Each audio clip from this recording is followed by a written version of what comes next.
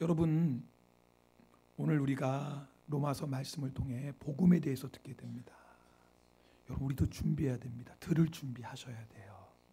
지난주에 말씀 나눴죠? 우리 로마서 말씀 들을 때 기도로 준비하자 그랬어요. 여러분, 기도로 많이 준비하셨습니까? 네, 그냥 웃음으로 때우세요. 네. 우리가 로마서 말씀을 통해 복음을 들을 때 기도로 준비하자. 왜냐하면요, 아무리 기쁜 소식도 좋은 소식도 준비하지 않으면 그 기쁜 소식을 받아들일 수가 없어요.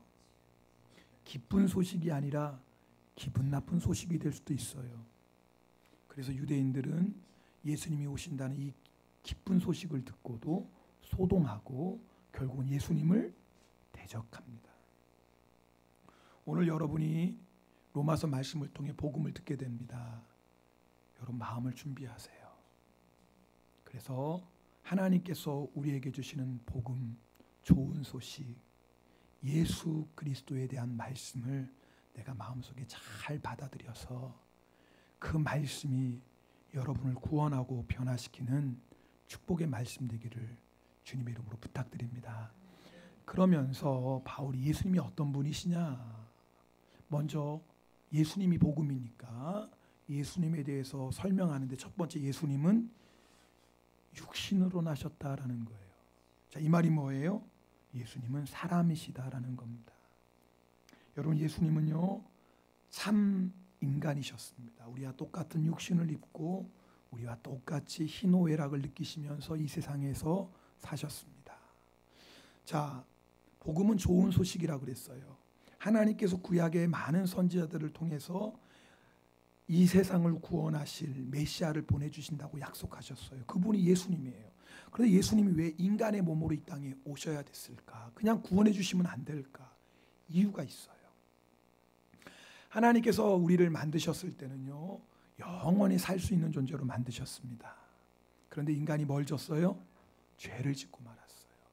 그래서 그 죄로 말미암아 영원한 생명을 잃어버리고 영원한 사망, 지옥의 심판을 받게 되었다, 그 말입니다. 로마서 5장 12절이 바로 그 말씀입니다. 이 말씀 함께 읽겠습니다. 로마서 5장 12절 말씀입니다. 이러므로 한 사람으로 말미암아 죄가 세상에 들어오고 죄로 말미암아 사망이, 이 말씀 보세요. 자, 이 한 사람은 아담이죠. 아담으로 말미암아 죄가 세상에 들어왔어요. 근데 이 죄로 말미암아 뭐가 들어왔어요? 사망이 들어왔어요. 그러면서 뭐라고 말씀하시냐면요, 이와 같이 모든 사람이 죄를 지었으므로. 죄는 누가 지었어요? 아담이 지었는데 아담이 지은 죄가 결국 누구의 죄예요? 우리의 죄가 되는 거예요. 왜요? 아담은 모든 인류의 조상이니까. 그래서 결국은 모든 사람이 뭐에 이르게 되었다? 사망에 이르게 되었다. 이 사망은 육신의 죽음만을 의미하는 게 아니에요. 영원한 죽음을 얘기하는 거예요. 지옥의 심판을 얘기하는 거예요. 그러니까 우리의 운명은 뭐예요? 다 지옥 갈 수밖에 없어요. 뭐 때문에요? 죄 때문에요. 자, 그럼 무슨 문제를 해결해야 하지만 우리가 영원한 사망에서 영원한 생명을 얻을 수 있겠어요? 죄의 문제를 해결해야 돼요. 자, 그러면 어떻게 죄의 문제를 해결할 수 있을까? 죄는요, 다른 것은 해결 안 돼요. 죄의 값을 지불해야 돼요. 죄를 지으면 죄의 값을 지불해야 돼요. 성경 로마서 6장 23절에 보면 죄의 값은 사망이에요. 이 말은 뭐예요? 죄를 지으면 그 죄의 값으로 뭐 해야 되는 거예요? 죽어야 돼요.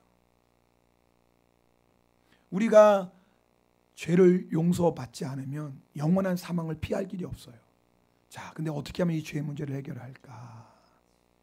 자, 이 죄의 문제를 해결하기 위해서 누가 오신 거예요? 예수님이 오신 거예요. 근데 예수님께서 왜 꼭 사람으로 오셔야 됐을까? 이유가 있어요. 레위기 17장 11절 말씀을 우리 함께 읽겠습니다. 같이 읽습니다. 육체의 생명은 피에 있습니다.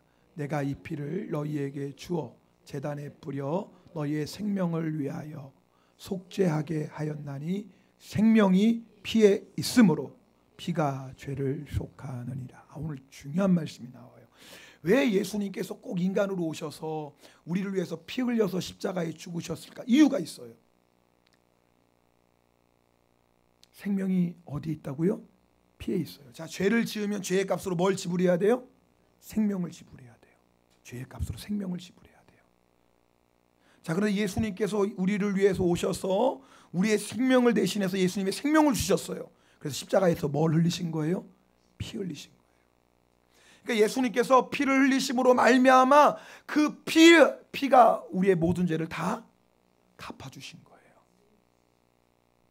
자, 하나님은 피를 흘릴 수 있나요? 없지요. 하나님은 영이시니까. 하나님은 우리처럼 육신을 입고 계신 분이 아니라 하나님은 영이세요. 하나님은 영이시기 때문에 피를 흘리실 수가 없어요. 그래서 예수님이 사람으로 꼭 오셔야 됐어요. 뭐 흘리시려고? 피 흘리시려고. 누구를 위해서? 나를 위해서. 이 세상에서는 잘 살아보려고 태어나요. 우리 얼마 전에 신성모 지사님, 이현자 지사님 둘째가 태어났어요. 그 녀석이 얼마나 이쁜지. 우는 거 보면 두 주먹을 발군지고 울어요. 살아보겠다고. 험하고 악한 세상 한번 살아보겠다고 기를 쓰고 울어요. 다 살려고 태어나요. 그런데 죽으려고 이 세상에 오신 분이 있어요. 예수님이에요. 누구 때문에요? 나 때문에. 예수님께서 십자가에서 죽으심으로 말미암아 우리의 모든 죄의 값을 다 지불해 주셨어요. 여러분, 그 예수님을 믿기만 하면 우리는 영원한 사망에서 어디로 옮겨지는 거예요? 영원한 생명으로 옮겨져요. 뭐 하기만 하면? 예수를 믿기만 하면. 이게 복음이다. 복음이 뭐냐? 이거예요. 내가 죄인이에요. 죄는 내가 졌어요. 그러면 내가 죽어야 되는데 예수님이 나를 대신해서 십자가에 죽으셨어요. 나는 그 예수님을 믿기만 하면 영원한 사망에서 영원한 생명으로 옮겨져요. 할렐루야. 이거보다 기쁜 소식이 어디 있어요? 우리가 이 세상에서 아무리 부귀영화를 누려도 다 마지막을 맞이하게 돼요. 죽음을 피할 사람이 없어요. 천년만년 살 사람이 없다 그 말이에요. 근데 더 심각한 문제는 이 세상에서 죽음으로 끝나면 다행인데 더 심각한 문제는 죽음 뒤에 심판이 있다는 거예요. 그 심판대 앞에서 죄인들은 다 영원한 사망을 받아야 되고 죄가 없는 자는 영원한 생명을 얻는데 문제는 이 죄를 해결할 길이 없어요. 그래서 이 죄의 문제를 해결하지 않고 하나님의 심판대 앞에 서는 사람은 다 영원한 사망을 받게 되는 거예요. 그게 우리의 운명이었어요. 한 사람도 피할 수가 없어요. 그런데 예수님이 죽으신 거예요. 그 예수님이 나를 위해서 십자가에서 미리 죽으셨어요. 내가 그 예수님을 믿음으로 말미암아 하나님의 심판대 앞에 섰을 때 하나님께서 너는 무죄 그러는 거예요. 죄는 내가 지었는데 무죄가 되어버렸어요. 왜요? 예수님께서 나를 위해 이미 십자가에서 다 죄의 값을 지불하셨어요. 예수님의 죽음은 나를 위한 죽음이에요. 예수님이 죽지 않으면 누가 죽어야 돼요? 내가 죽어야 돼요. 여러분 한번 생각해 보세요. 우리가 이 말씀을 다시 한번 생각해 보고 또 생각해 보면 이것처럼 기쁜 소식이 어디 있어요? 내가 죽어야 되는데, 내가 영원한 지옥 심판받아야 되는데 예수님이 나를 위해 죽으셨다 그 말이에요. 그래서 나에게 영원한 생명을 주셨어요. 이 하나에 우리의 운명이 바뀌어요. 오늘 여러분 이 말씀을 듣는 여러분들 이 말씀 잘 들으세요. 뭐 죽으면 끝나지, 죽음대 뭐 있을까? 아니에요. 성경은 분명히 한 번 죽는 것은 사람에게 정하신 것이요 그 후에는 심판이 있다고 분명하게 말씀하세요. 예수님밖에 없어요. 이 세상에서 예수님을 믿는 자만이 그 피로 말미암아 죄 사함 받고 영원한 생명을 얻습니다. 이것처럼 기쁜 소식이 어디 있어요?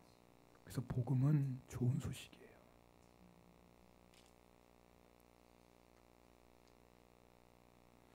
예수님의 이 피로 말미암아 구원받는 사건을 잘 보여주는 성경의 이야기가 있어요. 유월절 얘기예요. 여러분 잘 아시죠? 출애굽기 12장의 유월절. 이스라엘 백성이 애굽에 노예로 있을 때 하나님께서 이스라엘 백성을 애굽 땅에서 구해내십니다. 근데 마지막 그 애굽 땅, 이집트 땅을 심판하시는데 그것이 뭐예요? 장자의 죽음이에요. 여러분 이 말씀을 들을 때 오해하시면 안 돼요. 마치 하나님께서 죄 없는 이집트 사람을 심판하셨다. 아니에요. 이집트 사람도 죄인이고 이스라엘 사람도 죄인이에요. 죄인은 뭐예요? 사망의 심판을 받을 수밖에 없어요. 하나님께서 그것을 보여주신 거예요. 봐라, 죄는 반드시 사망의 심판을 받게 된다. 근데 이스라엘 백성도 똑같은 죄인인데 사망의 심판을 받지 않았어요. 이유가 딱 하나예요. 애굽 사람보다 착해서가 아니에요. 애굽 사람보다 좋은 일 많이 해서가 아니에요. 애굽 사람보다 정직하게 살아서가 아니에요. 이유는 딱 하나예요. 집 앞에 집 문설주에 뭐를 발랐어요? 어린 양의 피를 발랐어요. 그거 하나예요. 만약에요, 이스라엘 백성 중에 야 무슨 뭐 어린 양의 피를 발랐다고 무슨 대단한 일이 있겠어. 만약에 그날 밤에 어린 양의 피를 바르지 않았다면 그 집은 어떻게 되었을까요? 네, 사망의 심판을 받게 되는 겁니다. 반대로 이집트 사람 중에 야 이스라엘 하나님 여호와는 무서운 하나님이야. 야 이거 살아야 되는데 방법이 없다. 내가 이스라엘 집으로 도망가자. 그래가지고 이스라엘 집 안으로 도망갔어요. 그럼 그 사람은 어떻게 됐을까요? 살았어요. 사는 거예요. 왜요? 그 집에 뭐가 있기 때문에? 어린 양의 피가 있어요. 그 어린 양이 누구예요? 요한복음에 보면 요한복음 1장에 사도 요한이 이렇게 얘기합니다. 우리 그 말씀 같이 읽어볼까요? 요한복음 1장 29절 말씀입니다. 이튿날 요한이 예수께서 자기에게 나오심을 보고 이르되 보라 세상 죄를 지고 가는 하나님의 어린 양이로다. 할렐루야. 이 어린 양이라는 거예요. 구약시대 유월절 그 어린 양이 누구라는 거예요? 바로 예수 그리스도예요. 그 집에 어린 양의 피를 바른 집마다 사망이 넘어갔던 것처럼 여러분 한 사람 한 사람이 예수 그리스도를 내 마음에 믿으면, 예수님의 십자가의 피를 내 마음에 바르면 다 구원받아요. 혹시 오늘 여러분 가운데 아직도 예수님을 나의 마음으로 영접하지 못한 분이 있다면 오늘 이 말씀 잘 들으세요. 여러분의 운명을 바꾸는 말씀이에요. 제가요 오늘 로마서 말씀 준비하면서 우리가 다 아는 말씀이거든요. 근데 이 말씀을 전해야 될 텐데, 주님 다 아는 말씀인데 아니 예수님이 십자가 모르는 사람이 어디 있어요? 다 아는데 주님, 이런 마음이 잠깐 들었어요. 근데 그러다 내 마음속에 어떤 마음이 들었냐면, 김 목사 너 만약에 이 설교가 네 인생의 마지막 설교라면 너 어떤 기분 들겠니?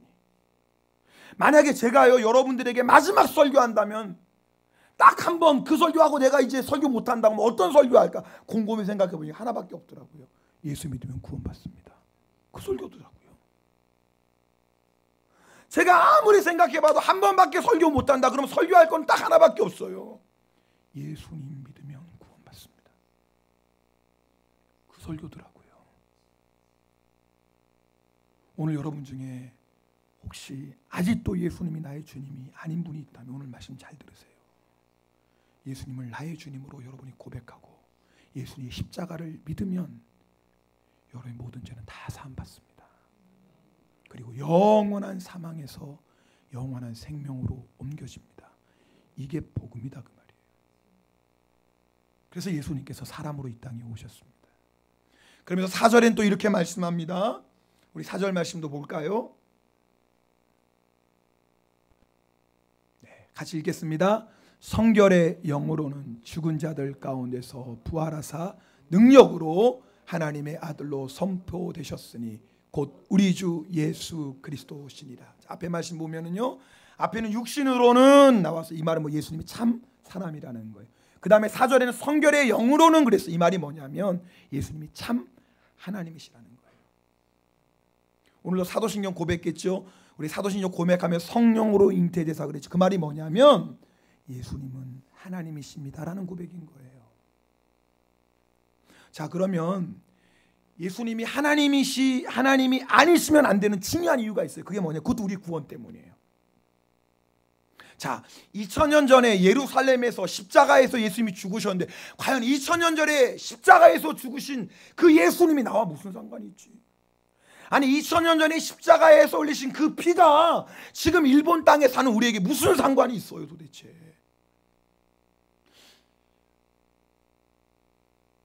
여기에 예수님이 하나님이시라는 중요한 진리가 숨어 있어요. 여러분, 제가 이런 예를 좀 들어볼게요. 제가 이 말씀 준비하다가 어떤 예가 좋을까 이제 생각이 잘 안 났어요. 그러다가 이런 예를 제가 들어볼게요. 이게 꼭 맞는 예는 아니지만 여러분이 미리 말씀드리는 거예요. 그러나 좀 깨닫는 데 도움이 될지도 모르겠어요. 저에게는 신용카드가 있습니다. 여러분도 신용카드 다 한 장씩 갖고 계시죠? 네. 뭐 없는 분도 괜찮아요. 네. 자, 그런데 신용카드의 유효기간이 있죠. 뭐 5년마다 한 번씩 연기하긴 연기하지만, 그래서 그 신용카드 가지고 우리 아내가 쓰기도 하고, 만약 우리 아내들이 성인이 된다면 또 쓸 수도 있겠죠, 잠깐. 근데 신용카드의 유효기간이 끝나는 때가 있어요. 언제 끝날까요? 중요한데 언제 이 카드의 유효기간이 딱 끝나나요? 네? 뭘까요? 네? 너무 어려운 질문이죠? 네. 제가 죽으면 신용카드 유효기간은 끝나요. 맞죠? 제가 살아있을 때만 제 이름으로 된 카드를 쓸 수 있어요. 자, 그럼 제가 만약에 영원히 산다면 제 신용카드는 영원히 쓸 수 있게, 그냥 예예요. 제가 예로 든 거예요. 잘 보세요. 예수님은 하나님이셔야 돼요. 왜냐하면 그래야지 십자가의 사건이 영원한 거예요. 만약에 예수님이 죽으시면 십자가의 능력도 끝나는 거예요. 우리가 누구의 보혈로 죄사함 받았어요? 예수의 보혈로. 예수님이 죽으셨다면 보혈의 능력도 끝나는 거예요. 그런데 예수님은 어떤 분이세요? 하나님이세요. 이 말은 뭐예요? 영원토록 사세요. 지금 우리 예수님 어디에 계세요? 하나님 보좌 우편에 계세요. 영원토록 계세요. 이 말이 뭐냐면 십자가의 능력, 우리의 모든 죄를 사하시고 우리를 구원하시는 십자가의 능력도 뭐하라는 거예요? 영원하다는 거예요.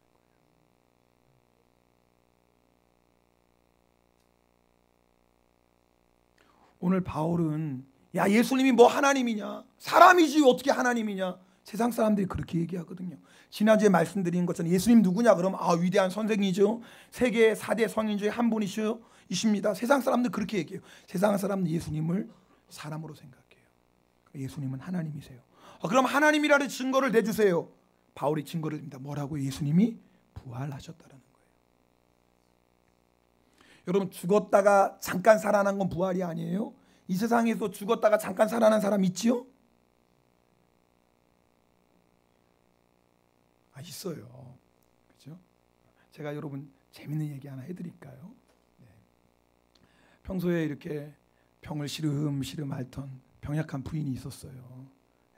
그런데 몸이 약하가 죽고 말았네요. 남편이 이제 장의사를 불러서 이제 아내를 장례식 끝나고 이게 관에서 이제 마침 집이 2층에 있었던 모양이죠.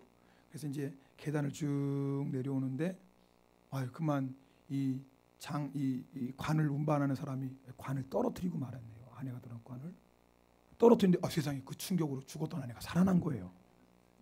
얼마나 깜짝 놀랐겠어요. 네. 근데 워낙 몸이 약한 아내다 보니까 몇 달 또 살다가 시름시름 앓다가 또 죽고 말았어요. 그래서 또 이제 장의사가 와서 그 아내를 관에 누이고 이제 2층에서 내려오는데 남편이 하는 말이 있었어요. 조심해. 떨어뜨리면 안 돼. 그랬단 말이죠. 그 다음 얘기는 안 해도 되겠죠. 남자는 도둑놈이야.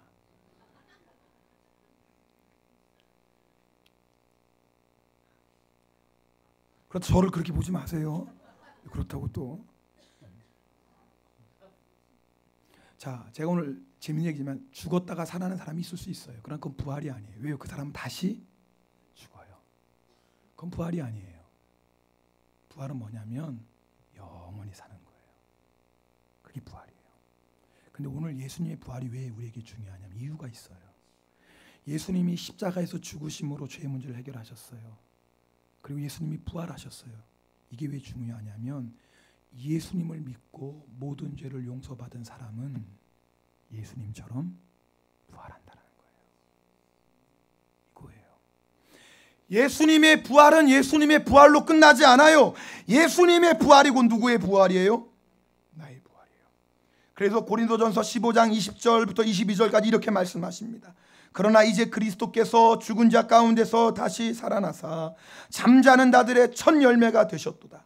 사망이 한 사람으로 말미암았으니 죽은 자의 부활도 한 사람으로 말미암는도다. 잘 들어보세요. 아담 안에서 모든 사람이 죽은 것 같이 그리스도 안에서 모든 사람이 삶을 얻으리라. 무슨 말이에요? 예수님이 사망 권세를 이기고 부활하셨습니다.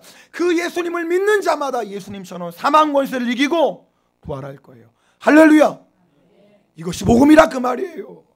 예수님처럼 우리도 부활하여서 영원토록 하나님의 영광 가운데 살 것입니다. 이것이 복음이에요. 그러니까 우리가 이 땅에 살 동안에 사이좋게 지내야 돼요. 옆에 분하고 인사합시다. 사이좋게 지냅시다. 왜냐하면 천국에서 영원토록 봐야 될 사람이에요. 여기서 사이 안 좋고 지내다가 거기에 가면 얼마나 불편하겠어요. 사이좋게 지내야 돼요. 우리.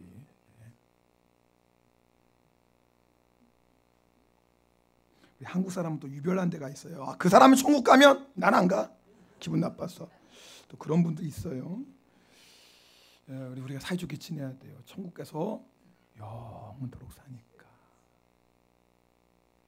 자, 오늘 저는 여러분에게 복음에 대해서 사도 바울이 로마 교인들에게 전한 것을 말씀드렸어요. 복음이 뭐냐? 예수 그리스도가 복음이다. 예수 그리스도가 좋은 소식이다. 왜 예수님이 좋은 소식일까? 예수님을 믿는 자마다 다 죄사함 받고 구원받고 예수님을 믿는 자마다 영원한 부활 생명을 얻기 때문에 예수님이 복음이다. 예수님이 좋은 소식이다. 그러면 제가 말씀드렸어요. 여러분 중에 아직도 혹시 예수님을 나의 주님으로 영접하지 않은 분이 있다면 오늘 예수 그리스도를 주님으로 영접하세요. 예수님, 나는 죄인입니다. 예수님의 십자가를 내가 믿습니다. 예수님, 나의 모든 죄를 용서해 주시고 나의 구세주가 되어 주시옵소서. 예수님, 내 마음에 오셔서 나를 다스려 주시고 나는 이제 예수님의 종이오니 예수님의 뜻대로 일평생 살길 원합니다. 주님, 나를 인도하시고 내 인생을 책임져 주시옵소서. 여러분이 믿는 마음으로 고백하면 여러분은 구원받습니다. 그래서 요한복음 1장 12절 말씀 우리 함께 읽겠습니다. 시작. 영접하는 자 곧 그 이름을 믿는 자들에게는 하나님의 자녀가 되는 권세를 주셨으니. 할렐루야. 그 다음에 또 읽겠습니다. 3장 16절입니다. 하나님이 세상을 이처럼 사랑하사 독생자를 주셨으니 이는 그를 믿는 자마다 멸망하지 않고 영생을 얻게 하려 함이라. 아멘. 네, 예수님을 믿는 자마다 멸망하지 않는다라는 거예요. 영원한 생명을 얻는 거 다른 게 필요 없어요. 아니 다른 것으로는 알 수 없어요. 오늘 여러분이 예수 그리스도를 믿는다면, 오늘 여러분들이 예수 그리스도를 나의 주님으로 영접한다면 이것 하나로 우리는 영원한 생명을 얻습니다.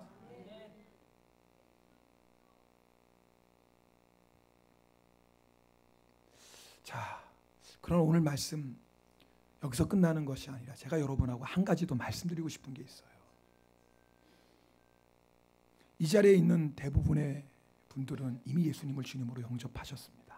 아멘. 그죠? 다 예수님을 주님으로 고백합니다. 자, 사도 바울이 예수님을 나의 주님으로 믿고 구원받은 로마 교인들에게 오늘 5절 말씀에 보면 이렇게 잠깐 얘기합니다. 5절 말씀 보겠습니다. 같이 읽습니다. 그로 말미암아 우리가 은혜와 사도의 직분을 받아 그의 이름을 위하여 모든 이방인 중에서 믿어 순종하게 하나니. 오늘 이 말씀이 중요해요. 자, 바울이요 이방인들에게 예수의 이름을 계속 전합니다. 왜요? 예수의 이름을 믿으라고. 예수의 이름을 믿는 자마다 뭐 하니까?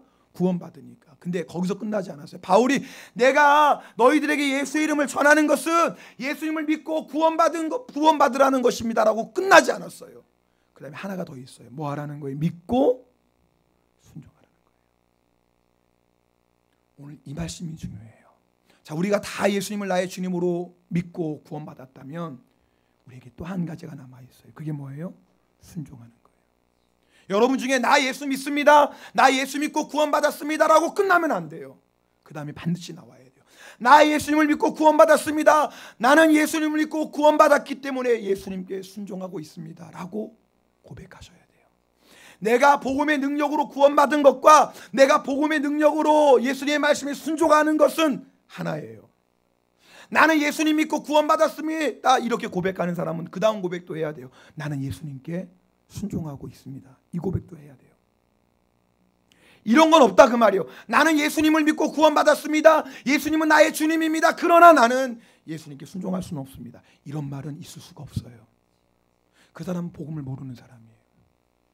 예수님께서 내 모든 죄를 용서해 주셨습니다. 나는 영원한 생명을 얻었습니다 라고 고백하는 사람은 그 다음에 반드시 이 고백도 해야 돼요. 나는 그래서 날마다 예수님을 나의 주님으로 고백하며 주님께 순종하고 있습니다. 할렐루야. 이 고백도 하셔야 돼요. 만약에 말이에요, 우리가 예수님은 나의 주님이십니다 고백하면서도 나 순종할 수 없습니다라고 한다면 우리는 이상한 복음을 듣고 있는 거예요. 오늘 여러분 잘 들으셔야 돼요. 나 예수 믿고 구원받았습니다. 천국 백성 되었습니다. 그러나 이 세상에 살 때는 내 마음대로 살겠습니다. 어차피 천국 백성 됐고 죽으면 어차피 천국 가는 거니까 이 세상에 사는 동안엔 좀 죄도 짓고 즐겁게 살고 세상 누리다가 뭐 그렇게 살 수도 있지요. 꼭 말씀대로만 삽니까? 어떻게 사람이. 그러다가 죽기 전에 주님 잘못했어요. 회개하고 그래도 천국은 가는 거잖아요. 그런 복음이 어디 있어요? 아니 여러분, 그런 복음이 어디 있나요? 그건 복음이 아니에요. 복음은요, 믿고 순종하는 거예요. 동전의 앞뒷면이에요. 앞면만 있는 동전은 그걸 뭐라고 그래요? 위조라고 그래요. 앞면은 똑같은데 뒷면은 아무것도 없어요. 위조 지폐라고 그래요. 근데 우리는 그렇게 신앙생활 잘못하면 할 수 있다 그 말이에요. 나 예수 믿고 죄 용서 받고 나 구원받았습니다. 그런데 순종은 안 할래요. 그건요, 위조 복음이에요. 그런 복음이 어디 있나요? 실제로 로마서 16장 말씀은 두 개로 나눠집니다. 1장부터 11장까지는 복음이에요. 복음이 무엇인지 다 설명해요. 그리고 12장에 들어갈 때 그러므로라고 시작해요. 12장부터 16장까지 뭐냐면 너희가 이 복음의 말씀을 들었다면 반드시 이렇게 살게 되어 있다. 여러분, 복음의 능력은요, 우리의 모든 죄를 씻어주시는 능력입니다. 할렐루야.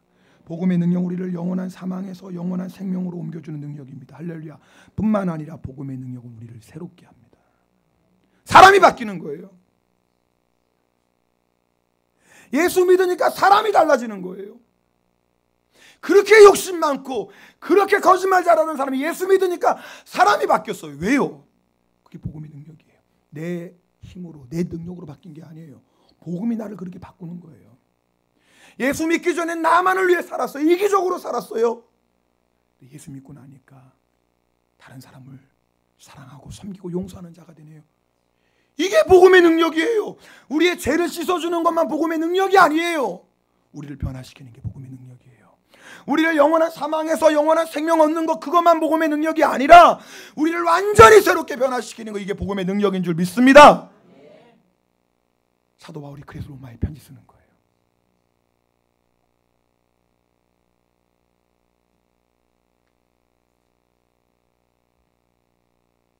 만약 우리가 복음을 믿는다고 하면서도, 복음으로 구원받았다고 고백하면서도 여전히 우리의 삶이 변화되지 않고 있다면 우리는 아직 복음 능력 모르는 거예요. 그러면 어떻게 해야 되죠? 다시 복음 앞에 서셔야 돼요. 다시 예수님의 십자가 앞에 서셔야 돼요. 나를 위해 하늘 영광 버리시고 나를 위해 십자가에서 피 흘려 죽으신 그 예수님 앞에 서야 돼요. 예수님이 안 죽었으면 내가 죽습니다. 예수님이 안 죽었으면 나는 영원한 지옥 가야 되는데 그 예수님의 십자가 앞에 다시 서야 돼요. 그 십자가 앞에 서고 나면 주님 저 못해요 이런 말 나올 수가 없지요. 어떻게 그 말이 나와요? 예수님이 나를 위해 생명 버리셨는데 어떻게 그 예수님 앞에서 저는 그건 못해요 라는 말 할 수 있나요?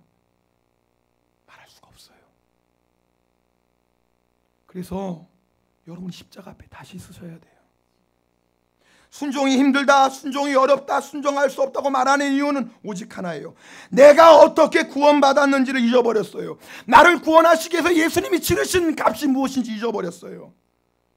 내가 그저 예수님 내 마음에 와주세요, 내 죄 용서해 주세요. 우리는 너무나 간단하게 구원받았어요. 우리는 간단하게 구원받았지만 예수님이 이 구원 주시기 위해서 십자가에서 생명까지 버리셨다 그 말이에요. 얼마나 귀한 구원이에요. 얼마나 값진 구원이에요. 근데 우리는 이 구원을 값싸게 생각해. 왜? 너무 쉽게 예수님 내 마음에 영접했으니까. 그저 예수님 나는 죄인이에요, 내 마음에 들어와 주세요, 나 용서해 주세요, 나 구원해 주세요. 1분도 안 돼서 구원받았네. 그러니까 구원을 너무 쉽게 생각해요. 싸구려로 생각해요. 천만에요.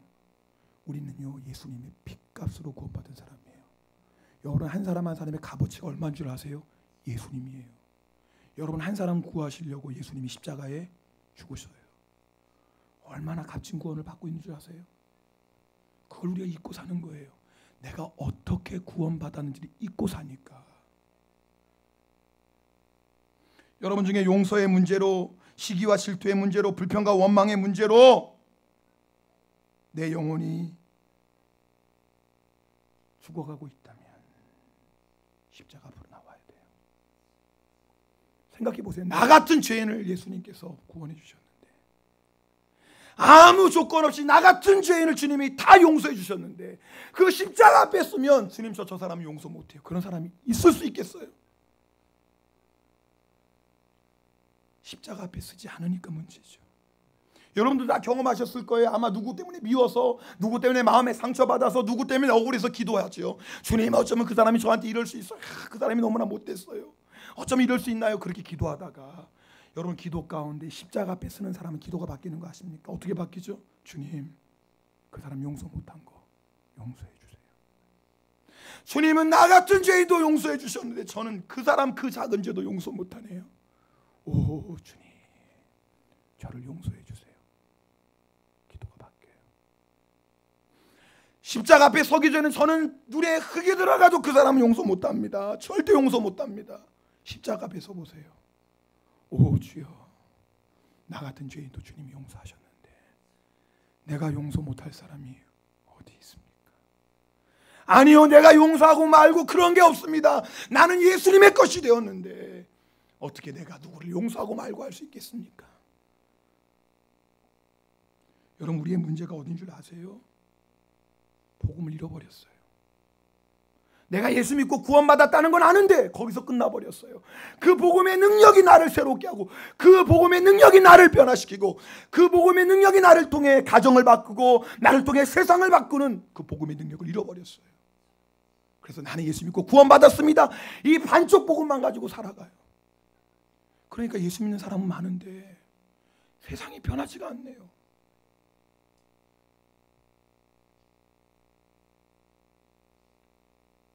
어떻게 하자는 거예요? 복음 앞에 서자는 겁니다. 저도, 여러분도. 저도 더 변해야 돼요. 지금보다 더 변해야 돼요. 그러나 저의 능력으로는 안 돼요. 복음의 능력으로만 돼요. 제가 할 수 있는 것은 계속해서 십자가 앞에 서는 거예요. 그리고 부활의 영광을 계속 바라보는 거예요. 그러면 복음의 능력은 반드시 저를 변화시켜 가십니다. 같이 하셔야 돼요. 제가 설교를 마무리하면서 어떻게 하면 복음으로 산 분의 인생을 좀 소개할 수 있을까, 오늘 설교에 맞는 좀 마무리에 어울리는, 그러다가 26세의 젊은 나이로 한국에 와서 순교하신 루비 캔드이언 선교사님의 얘기를 좀 나누면 좋겠다, 그런 마음이 들었어요. 이분은 벌써 100년도 훨씬 더 될 때 한국 땅에 왔어요. 그때는 한국이라고 부르지 않고 조선이라고 불렀어요. 저도 조선이라고 부르겠습니다. 이분이 조선 땅에 온 지 8개월 만에 26살의 젊은 나이로 한국 땅에 묻힙니다. 이분은 의사였어요. 이분이 부모님께 보낸 마지막 편지입니다. 그 편지를 오늘 여러분에게 그대로 읽어드릴게요. 들어보십시오. 이곳 조선 땅에 오기 전에 집들에 심었던 꽃들이 활짝 피었다는 소식을 들었을 때 하루 종일 집 생각만 했습니다. 이곳은 참 아름다운 곳입니다. 모두들 하나님을 닮은 사람들 같습니다. 선한 마음과 복음에 대한 열정으로 보아 아마 몇십 년이 지나면 이곳은 주님의 사랑이 넘치는 곳이 될 것 같습니다. 저는 복음을 듣기 위해 20km를 맨발로 걸어오는 어린아이들을 보았을 때 그들 안에 있는 하나님의 사랑 때문에 오히려 위로를 받습니다. 그러나 한편에서는 탄압이 점점 심해지고 있습니다. 그저께는 예수님을 영접한 지 일주일도 안 돼 서너 명이 끌려가 순교했고, 토마스 선교사와 제임스 선교사도 순교했습니다. 선교 본부에서는 철수하라고 지시하지만 대부분의 선교사들은 그들이 전도한 조선인들과 아직도 숨어서 예배를 드리고 있습니다. 그들은 모두가 순교할 작정인가 봅니다. 오늘 밤은 유난히도 고향으로 돌아가고 싶습니다. 외국인을 죽이고 기독교를 증오한다는 소문 때문에 저를 끝까지 말리셨던 어머니의 얼굴이 자꾸 제 눈앞에 어른거립니다. 아버지, 어머니, 어쩌면 이 편지가 마지막일 수도 있습니다. 제가 이곳에 오기 전 뒤뜰에 심었던 한 알의 씨앗으로 인해 이제 내년이면 온 동네가 꽃으로 가득하겠지요. 그리고 또 다른 씨앗을 만들어 내겠지요. 저는 이곳에 작은 씨앗이 되기로 결심했습니다. 제가 씨앗이 되어 이 땅에 묻히게 되었을 때 아마 하나님의 시간이 되면 조선 땅에는 많은 꽃들이 피고 그들도 여러 나라에서 씨앗이 될 것입니다. 저는 이 땅에 저의 심장을 묻겠습니다. 바로 이것은 조선에 대한 제 열정이 아니라 하나님의 조선을 향한 열정이라는 것을 알게 되었습니다. 어머니, 아버지 사랑합니다. 여러분, 이 얘기를 듣고 이 26살의 젊은 의사가 불쌍합니까?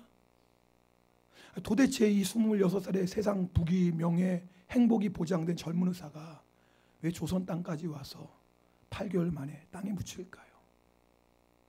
뭐 때문에 그랬을까요? 여러분, 불쌍하신가요? 근데 저는요, 이 선교사의 얘기를 들으면서 너무 부러워요. 왜 이렇게 부럽죠? 너무 부러워요. 야, 내 심장도 묻을 만큼 뜨거움이 있구나. 내가 어떻게 살고, 내가 무엇을 위해 살고, 내가 어떻게 죽어야 될지를 이 사람은 알고 있었구나. 의사의 직업도 버릴 수 있을 만큼 뜨거움이 있었구나. 너무 부러운 거예요.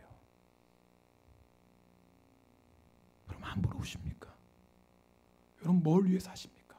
여러분도 복음에 대한 열정이 있습니까?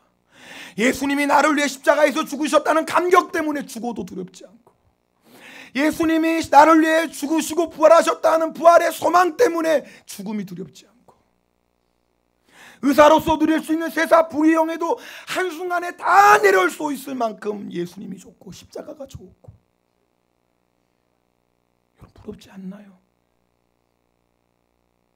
똑같은 예수 믿는데 누구는 죽음도 두렵지 않는 뜨거움이 있고, 똑같은 예수를 믿는데 누구는 세상의 부귀영화도 아무런 미련 없이 다 끊어버리고 주님만을 위해 살 수 있고, 누구는 26인데도 주님을 위해 죽는 것이 영광으로 생각하는데,